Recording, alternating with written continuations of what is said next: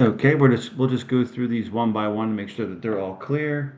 It says the equation x squared plus 3x minus 7 has two solutions where two solutions A and B where A is less than B. It wants the solutions. It looks like we're probably going to have to use the quadratic formula. So if I just jump into that, it's already set equal to 0, so I can dive in. I have x equals negative b, which is negative 3, plus or minus the square root of b squared, so that's 3 squared, minus 4 times 1, which is a, times c, which is negative 7, all over 2a, which is 2 times 1. So the first thing I can do is figure out what that b squared minus 4ac is going to be. This is going to be 9. And then here we have three numbers being multiplied, a negative times a positive times a negative. So that's going to be a positive. So this is positive 28. So we have 9 plus 28. That's 37 over 2. So it's a matter of just figuring out these two values. Negative 3 minus the square root of 37. Oops, square root of 37 over 2. And negative 3 plus the square root of 37 over 2. So I can do them one at a time. Let's clear this. Alpha y equals, enter. Negative 3 plus the square root of 37 divided by 2, and same idea here, but we change this to a minus. So we get negative 4.541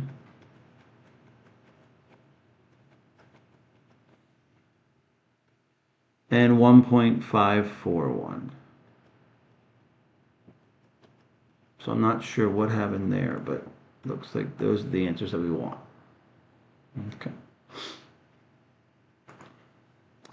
This is solve this quadratic, 36z squared minus 60z plus 25 equals 0 by using the square root method. The square root method, so it says hint, complete the square first. Enter each solution in the box below as a reduced fraction or integer. If there's more than one, separate them with commas. So we're going to have to complete the square. So I usually just start by getting rid of the c term. Once I know I'm going to be completing the square, the c is not really that important. It actually makes things more messy than is necessary. So I have 36z squared minus 60z equals negative 25. I just subtracted 25 from both sides. Now you can't really do completing the square until this a value, the value in front of the squared term, is 1. So what I'm going to do is I'm going to divide everything by 36. So this becomes z squared, because completing square only works when this is just z squared out front, minus 60 over 36z equals negative 25 over 36. Now, honestly, I think that this would be the easiest way to solve this would be to using the quadratic formula. Even if it says to use completing the squares, you can use the quadratic formula. But we'll just continue with this because we've already started it. So now I'm going to reduce these two fractions. This one will not reduce. This one will reduce. So this is z squared minus, what's that, 30 over 18. That's 10 over 6. That's 5 over 3. Yep, 5/3 z equals negative 25 over 36. Okay, so now the completing the square part. I have to take the b value. So we do b divided by 2, and then we square it. That will give us the term we should be adding here. So if I want to do negative 5/3 divided by 2, well, 5/3 divided by 2 is the same thing as 5/3 times 1/2 multiplied by the reciprocal. So this is negative 5 over 6. If I square that, Oh, wow. I get 25 over 36. So I'm going to add 25. Oops. And that's is very nice how it works out. I'm sure they planned this. 25 over 36 to both sides. Add to both sides. But wouldn't you know, the right-hand sides are going to cancel out. So this looks like it's a perfect square. Well, it doesn't look like it's a perfect square, but it is a perfect square. So this is going to be z minus 5 over 6 squared. Don't mind my dog barking in the background, equals 0. And if I extend this, I can solve this thing for z. So now this is much easier to solve using the square root method. So the square root method just means if I have something squared equals something, I can take the square root of both sides. Square root of this, square root of this. So I'm left with z minus 5/6 equals the square root of 0, which is 0. So z equals 5/6. It's a very long, drawn-out way to get an answer that we probably could have gotten using the quadratic formula. So the solution set is just the number 5 over 6.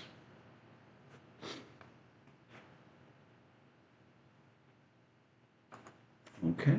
This is solve the following inequality and graph the solution. So if we're looking for, this is going to be a quadratic if I multiply it out, and it's a quadratic inequality. The first thing you do is just pretend like it's an equal sign. Okay, and solve that. So if you were to solve this, you'd say, okay, well, I have two factors being multiplied to give me 0. So either the first factor is 0 or the second factor is 0. Either way you do it, you end up with x equals 8. So this is called a critical value.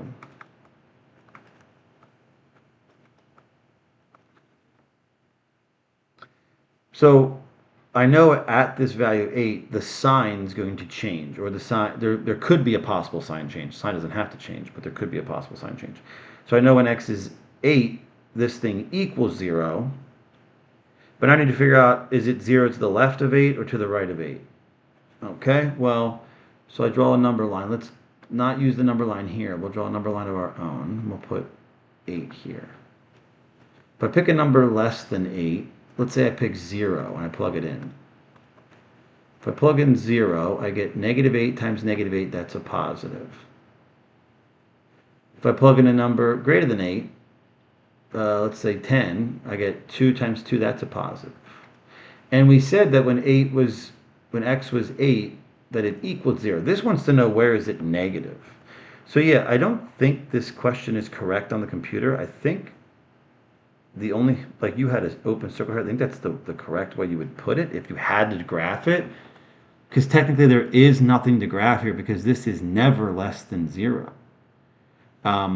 So I think the acceptable answer would be D and E. The computer's wrong, and I think the computer had x is less than, like they had something like this, 8 is less than x is less than 8, which doesn't make any sense at all. Because this doesn't make sense, so it's D and E. So I think the computer just made an error here. So I think your answer would probably be the most acceptable answer. I wouldn't even make you graph it because there's nothing really to graph here. But this one I believe does have an answer. So this is solve the following inequality and graph the solution. So this is going to be a quadratic if you were to multiply everything out. So that's what I'm going to do. I have negative 288 is less than or equal to, this is going to be negative 16x squared plus 48x. So now what I'm going to do is I'm going to move the negative 288 to the other side. Well, maybe it might be easier to move the 16 to this side.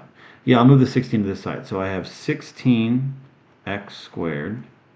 And the 48 I'm going to move, so that's minus 48x minus 288 is less than or equal to 0. So again, I'm just going to treat this like an equal sign and then solve it. So let's see, it's 288 divisible by 16. Well, that's nice, yeah. So if I factor a 16 out of everything, this becomes x squared minus 3x minus, what did I just say that was? 18 equals 0. So this is 16 x. This is minus 6 x plus 3. So it looks like I have two solutions. My critical values are going to be negative 3 and positive 6. So then I know that's where x equals 0. So it wants to know where it's less than or equal to. So we'll put a closed circle at both of those points, negative 3 and positive 6. But now I want to know, I'm looking for the solutions to this thing. So I'm looking for what values of x make this thing negative. Okay? So I can take values and plug it into the red equation or either one of these blue equations. The blue equations will probably be easier. So let's pick a number less than negative 3. Let's say I pick negative 10. If I plug it in here, I get a positive times a negative times a negative. So this is going to be positive. If I pick a number between negative 3 and 6, let's say 0, I get a positive times a negative times a positive. That's negative. And if I pick a number greater than 6, I'll get a positive times a positive times a positive. So this is positive. So my solution set, I think what they want here is it doesn't say, so I would never expect you to get the answer for this box. I think they just want the simplified version. They want like this, 16x minus 6, x plus 3 equals less than or equal to 0. I think that's what they want there. And again, this isn't on a graded assignment, specifically because of this reason. It's so ugly of a question. And then the solution set would be everything between negative 3 and 6. So it'd be negative 3 is less than or equal to x is less than or equal to 6. And then this would be a filled in line, like that.